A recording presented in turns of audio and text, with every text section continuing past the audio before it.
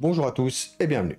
Pour la température des océans, Hey, désolé de te couper, mais les mesures des températures des continents et des océans montrent une énorme différence des marges d'erreur.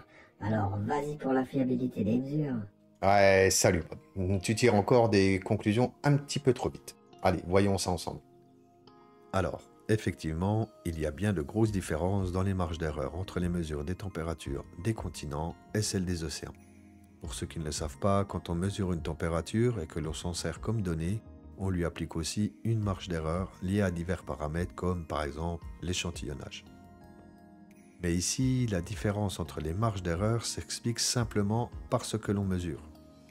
Sur les continents, les températures sont beaucoup plus fluctuantes que les températures des océans.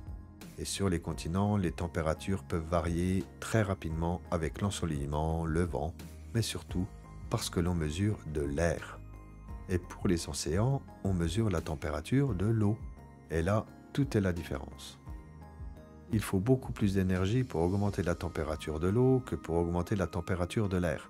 Et donc, le changement des températures de l'eau est beaucoup plus lent que pour l'air, ce qui permet des mesures plus précises. Donc oui, il y a bien de grandes différences entre les marges d'erreur des données terrestres et des données océaniques, mais il n'y a rien d'anormal à cela. Et donc utiliser cet argument pour sous-entendre que cela montre que la fiabilité des mesures est mauvaise est encore une fois fallacieux.